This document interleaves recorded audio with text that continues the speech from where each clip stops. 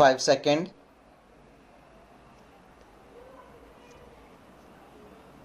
Start. The only way to describe the future, it is said, is to shape it. India's economy is a developing market economy with a middle class population. By nominal GDP, it is the fifth largest economy in the world. By the purchasing power parity, it is the third largest PPP. So, what is India's future?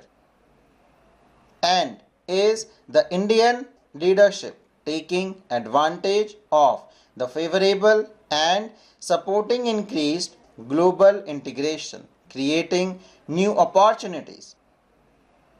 Based on four significant government reforms, India is anticipated to grow at a rate of 7 to 8% over the following 10 years and become the third largest economy by 2030. With greater operation scale and the elimination of protectionism, this could rise to 9 to 10%. Experts predict that India is set to become the third largest economy by 2030. With the support of its strong democracy and solid alliances, India has emerged as the major economy with the fastest growth rate in the world. It is anticipated that India will be one of the top 3 economic powers in the world within the next 10 to 15 years. The Indian economy is anticipated to be worth USD 8.4 trillion by 2030, up from an estimated USD 2.7 trillion in 2021. However, India will grow by 6.7% in 2022 to 2023 thanks to the momentum from the current fiscal year. Manufacturing and infrastructure should be the two cornerstones of growth. India's faster growth rate is mostly attributed to the e-commerce sector. As a result of increasing digitization, the manufacturing, construction, and service industry and the whole e-commerce industry will increase in the following years. 1.1 billion Indians will have internet access by 2030. The trend is significant because it will impact attitudes, our foreign policy, how we interact with other nations, and India's perception. It will influence how various individuals view India. According to analysts, India will be the third largest economy by 2030. By 2030, India is assumed to surpass the UK to become the third largest economy in the world, researchers estimate. Currently, India is the fifth largest economy in the world.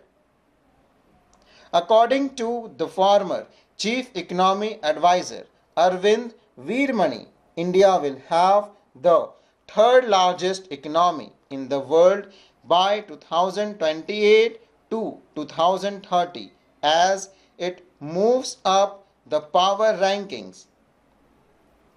It's the crucial trend. It will affect perceptions, our foreign policy, and how we interact with different nations and India's perception. The way different people view India will be affected. People have understood that we have slipped significantly behind China during the past 20 to 30 years. Hopefully, things will be start to change. This is India's second economic victory against the United Kingdom, the previous coming in 2019. This is not the first time this has happened. It was the first time in 2019. We are concentrating our efforts on capital spending. We are making attempts to reduce revenue expenditure, and the RBI's approach of inflation targeting has also helped the economy expand in a very balanced manner, yielding benefits, said Sachin Chaturvedi, DG, RIS, Research and Information System of Developing Countries.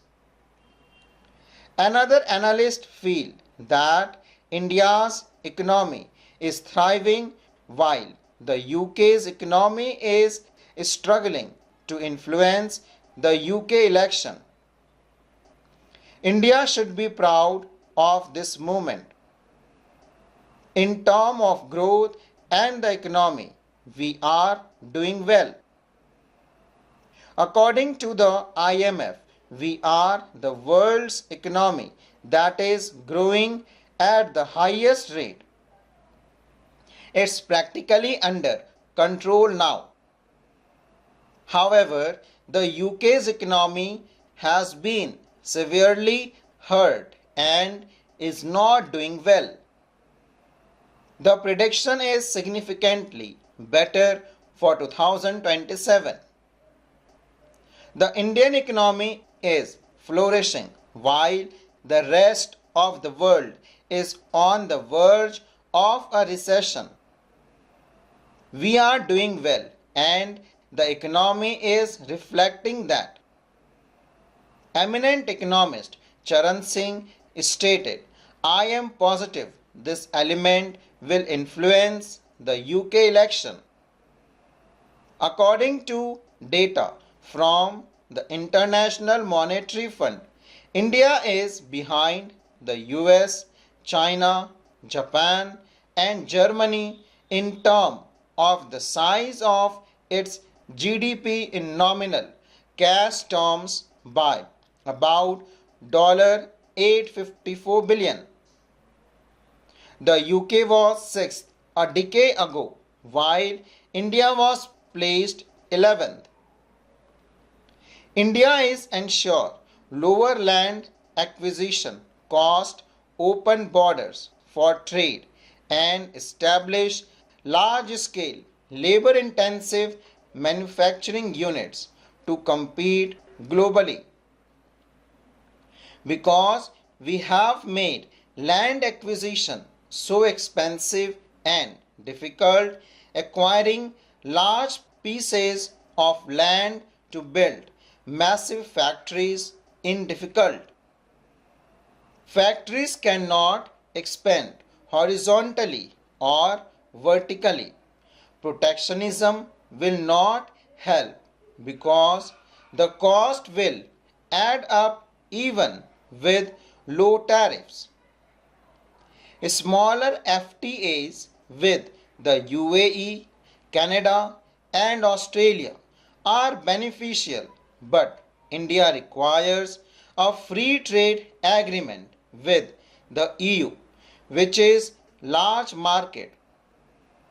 Since 87% of India's workforce is employed in low-wage jobs, 42.5% in agriculture and 44.5% in small businesses with fewer than 20 employees, the country will struggle to increase farmers' income through agriculture.